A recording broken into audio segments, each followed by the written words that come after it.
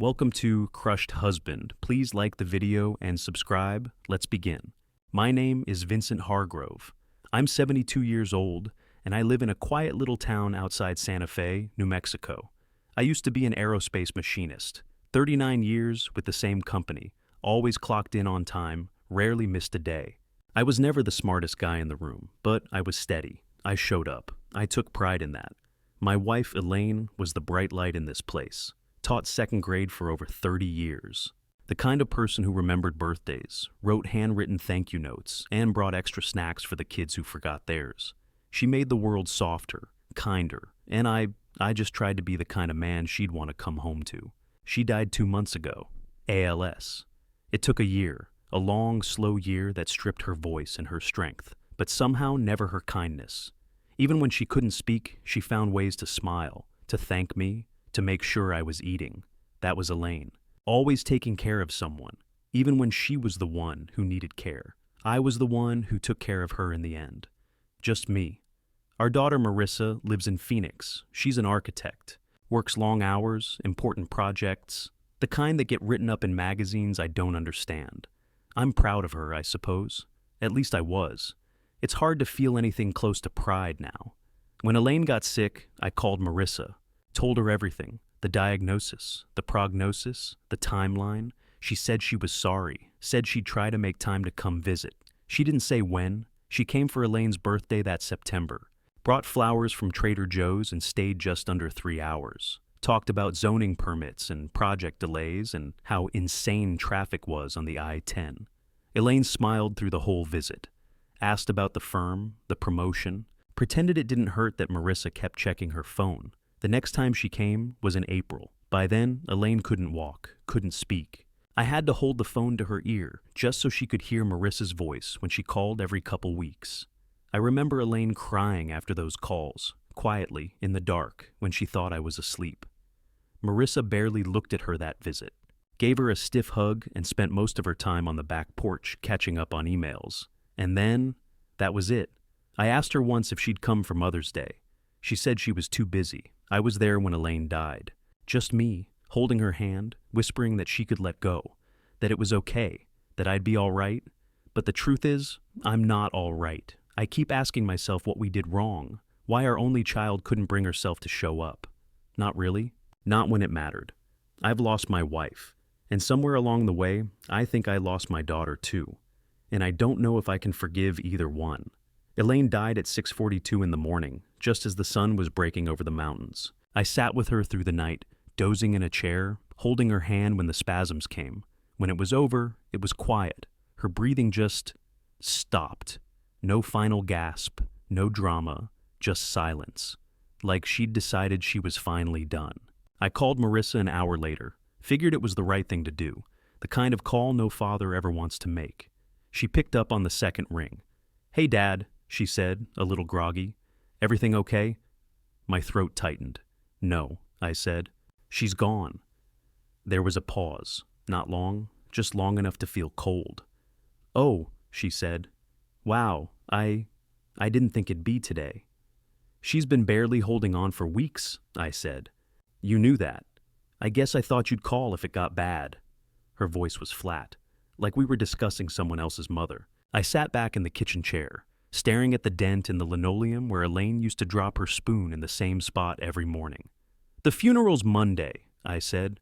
"Gerald's helping me arrange everything." Another pause. "Monday?" she asked. "Yeah, 3 o'clock, St. Agnes." She wanted something simple. Marissa cleared her throat. "That might be tough. Logan's birthday thing is Sunday night. His company retreat rolls right into Monday. They already booked the whole venue and..." "I'm sorry, what?" She hesitated. "I was just saying, if we could maybe push it to Tuesday, I'd be able to make it without disrupting everything. The retreat's in Flagstaff, and I felt the chair creak under me as I stood. My hand gripped the phone like it might crack in half. "You want to move your mother's funeral so you don't miss your husband's birthday party?" "It's not just a party," she snapped. "It's a professional event. There are clients flying in." I hung up. I didn't wait for her to finish. I didn't trust myself to hear another word. I sat back down at the kitchen table and stared at Elaine's empty chair. The cushion still had the slight curve of her weight. The coffee mug she couldn't hold anymore was still on the counter, clean, untouched. I didn't cry, I didn't scream. I just sat there, the silence crawling over me like dust. Later that day, Gerald came over with his wife, Martha. They brought sandwiches, offered to make the calls. Gerald talked to the priest. Martha helped me find the right photo for the program. Neither of them asked about Marissa. The truth was obvious. By Sunday night, the obituary was printed in the paper. Elaine Margaret Hargrove, beloved wife, devoted teacher, survived by her husband and daughter. I left it in. I wasn't ready to erase her, not yet. But something in me had shifted, something final. I buried my wife with my own 2 hands, and my daughter, well, she'd buried something too, just not the part she should have. The morning of the funeral, the sky cracked open. Not with thunder or lightning, just a steady soaking rain that made everything look gray and heavy. The kind of rain that feels personal, like it's grieving too. I stood under the awning outside St. Agnes, dressed in the same suit I wore to Gerald's retirement dinner 3 years ago. It was looser now. I hadn't eaten much lately, didn't see the point. Martha handed me an umbrella. "We'll take care of everything inside," she said gently. "You just sit where you need to sit." People started arriving in small, quiet clusters. A few of Elaine's former students came, grown now, with children of their own. One woman, maybe 40, stood in front of me and said she was the reason I became a teacher, then hugged me before I could answer. I saw neighbors from down the block, the retired librarian who used to swap mystery novels with Elaine, a couple of younger women from her Thursday knitting circle. Folks I didn't even recognize approached with soft condolences, telling me how she had helped their child, their niece, their cousin, how she had sent a card when their mother died, how she never missed a PTA meeting. Every story made something twist deeper in my chest, and the whole time, I kept glancing toward the doors, the ones Marissa never walked through. I waited, 5 minutes past the start time, then 10. Gerald finally touched my arm. "Let's begin." The priest spoke gently, talked about Elaine's generosity, her patience, her years of service to the children in the community. There were some soft laughs when he mentioned her infamous banana bread, the one that always seemed to show up before anyone even knew they were sick. Gerald read a short remembrance. "She made people feel seen," he said, looking up from the podium, "even when they didn't know they needed to be." I nodded, holding back something that had been pressing at the back of my throat since sunrise. We filed out under umbrellas and followed the hearse to the small cemetery on the hill. The rain hadn't let up. It slid down the back of my neck, soaked through my socks, but I barely noticed. The casket was simple, pine, exactly what she wanted. No gold trim, no velvet, just something honest. I stood there as the priest said the final blessing, watched the casket lower into the ground, my fingers curled around the folded paper I had tucked into my jacket pocket. A note I wrote the night before, just a few lines that said, "I loved you. I still do, and I'm sorry." I dropped it in after the casket. Then I looked back, one last time, hoping, maybe, by some miracle, I'd see her standing by the gate. Maybe Logan's retreat got rained out. Maybe she changed her mind. But no, the space beside me stayed empty. The rain kept falling, and Elaine was buried without her daughter there to say goodbye. 4 days after the funeral, I drove down to Santa Fe and walked into Miles Whitcomb's office without an appointment. The receptionist recognized me, stood up to greet me, but I just said, "Tell him it's important." Miles didn't make me wait. He's been my lawyer for over 20 years, handled the mortgage when we bought the house, drew up the original will when Marissa turned 18. He and Elaine used to trade lemon bar recipes. When he saw me, he stood and extended a hand. "Vincent, I'm sorry about Elaine." I nodded once. "Thanks. I need to change the will." Miles blinked. "You sure you don't want to wait a bit? This is a hard time, not the best moment for big decisions." "I'm sure," I said, sitting down.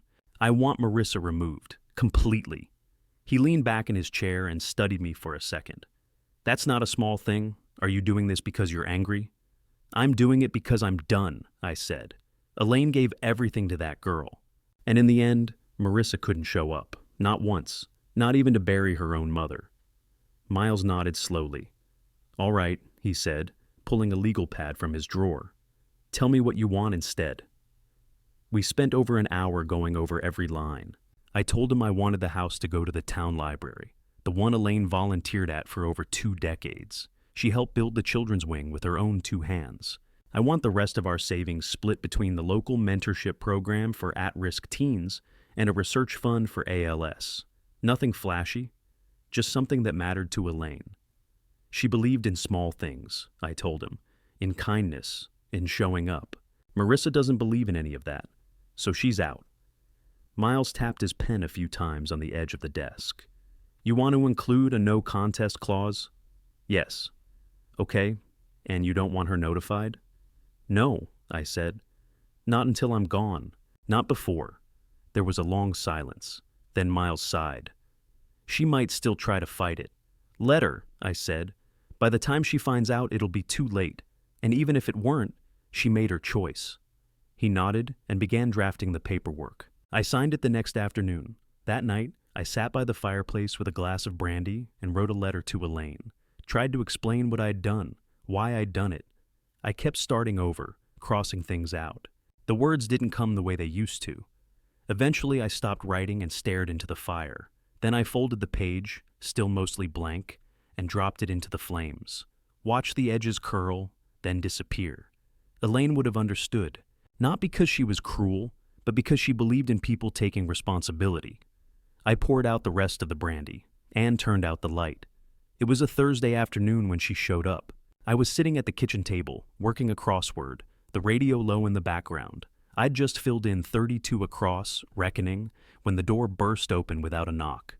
Marissa. She still had her spare key, apparently. She didn't say hello. You cut me out of the will? I looked up. Her cheeks were flushed, her eyes wild. Her purse still hung off one shoulder like she hadn't planned to stay long. Miles sent me a letter, she continued, tossing a folded paper onto the table. Is this real? You're seriously leaving everything to a library and a couple charities? I folded the crossword page shut and stood. It's real, she blinked hard. You did this because I missed the funeral? No, I said.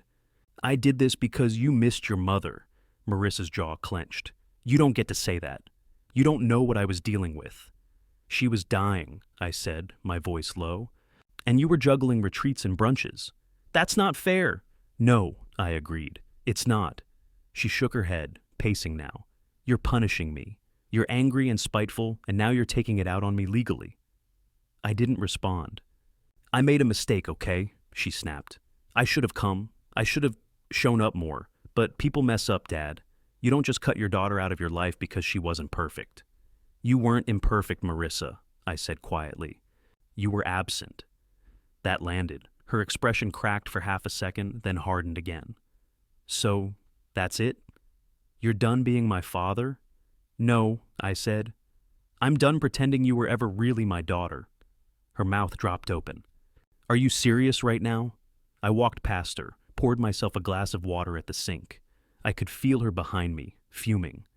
I gave you everything, she said. You don't just throw your kid away because you're hurt. I turned. Let me ask you something.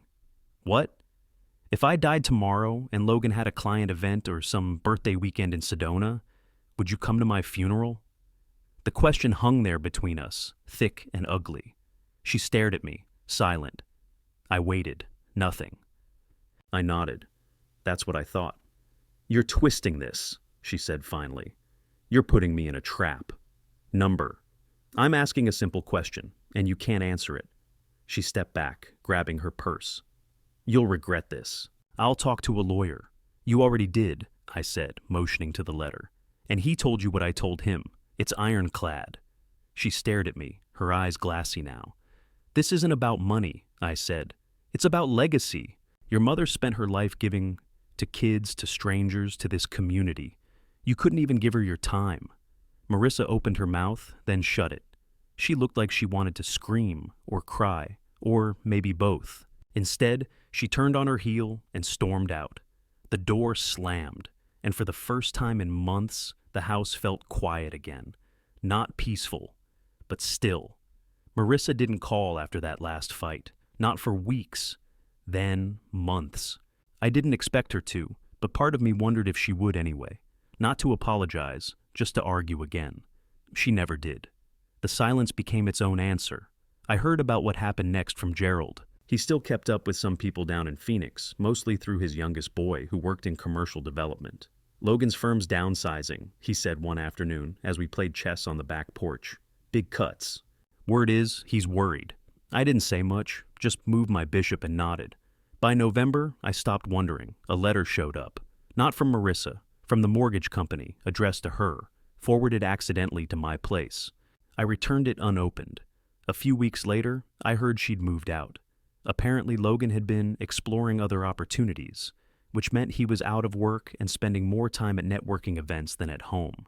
According to Gerald's son, they were fighting more, about money, about priorities, about whose fault it all was. The disinheritance had become a sore point, not because of sentiment, but because Logan saw it as a lost asset. "I mean, your dad's house alone could have solved everything," he'd said to someone at a dinner, loud enough that it got back to me. She screwed that up. It wasn't long before the divorce came. I didn't cheer when I heard, didn't feel satisfaction, just sadness.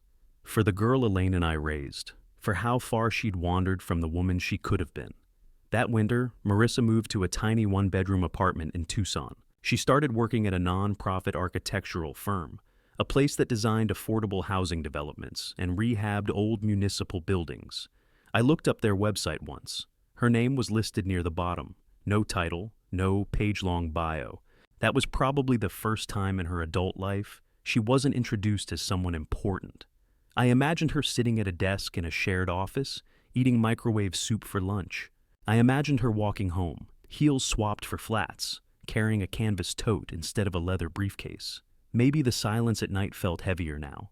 Maybe she had time to think. Maybe that was the point. The next time I heard anything firsthand was in March. An old friend from Elaine's book club sent a card for my birthday, and at the bottom she'd scribbled, "Saw Marissa volunteering at the housing fair, downtown. Didn't expect that." That was the first thing that made me stop. Elaine always believed people could change, not overnight and not through lectures, but in their own time, if they were willing to feel the weight of what they'd done. I didn't reach out, but something in me shifted, just a little, not forgiveness. Not yet, but maybe curiosity, maybe hope. That after all the years of climbing ladders and chasing titles, Marissa had finally stopped long enough to ask herself what the view was really worth.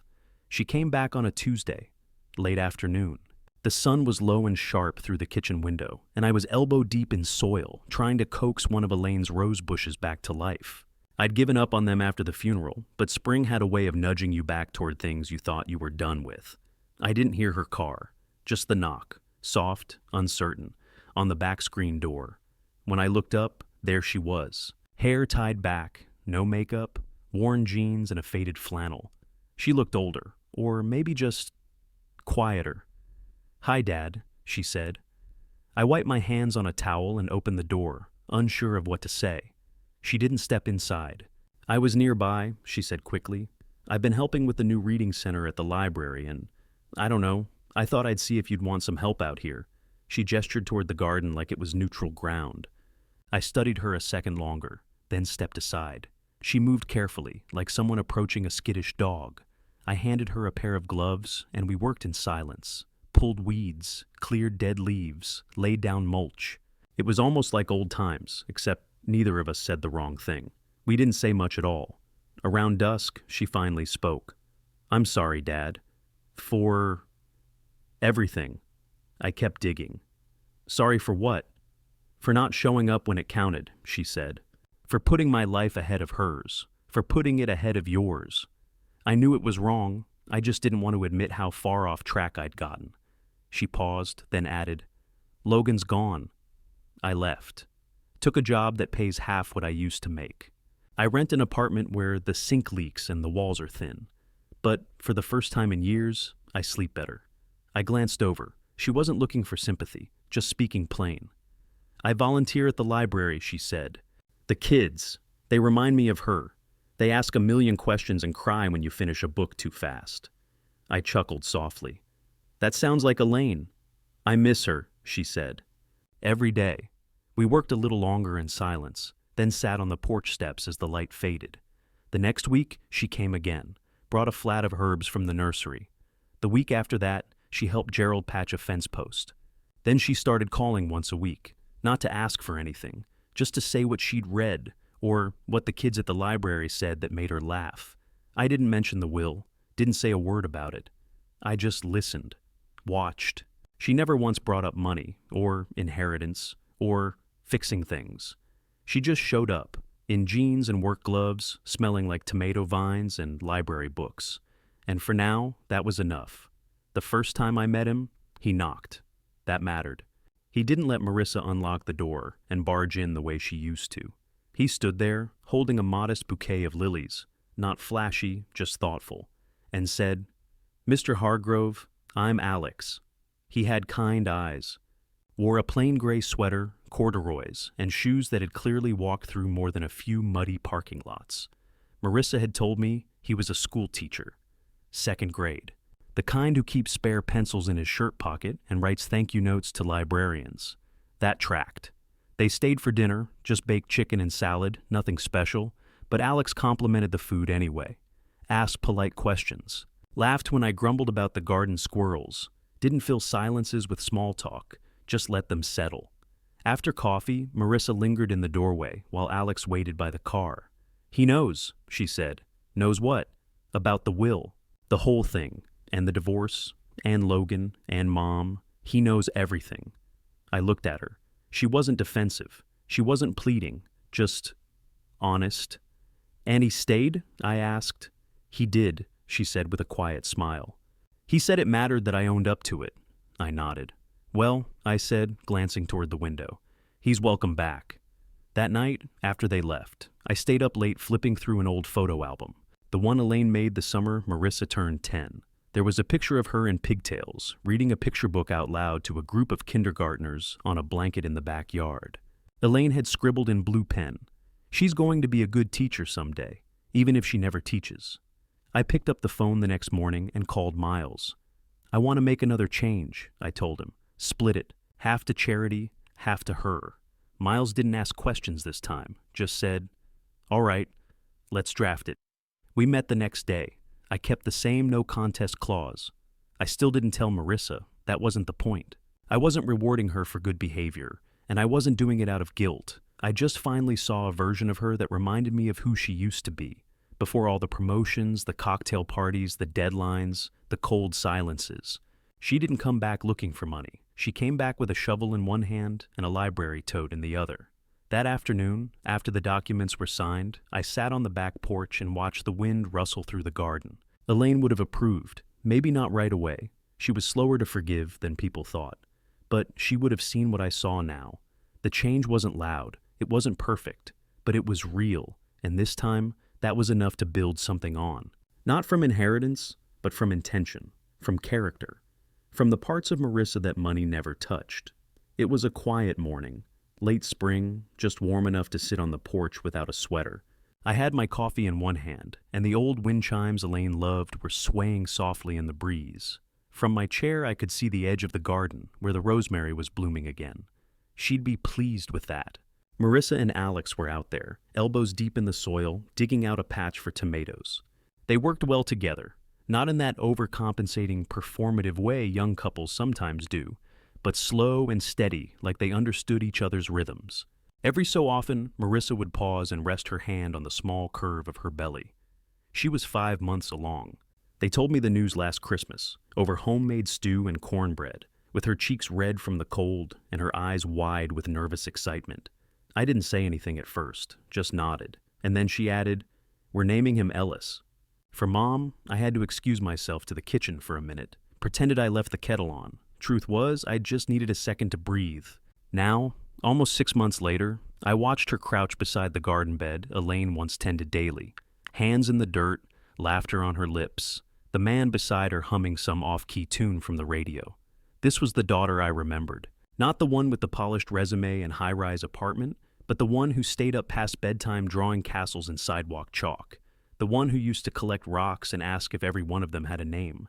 She still called every week. Not out of obligation, but to share things. Sometimes it was just a story about a student Alex taught. Sometimes it was a recipe she'd tried and ruined. Sometimes it was nothing at all, just silence, the kind that only exists between people trying to make peace with the past. She'd taken over the literacy program at the library. Started organizing book drives, story hours, and even a weekend reading picnic for kids and their parents.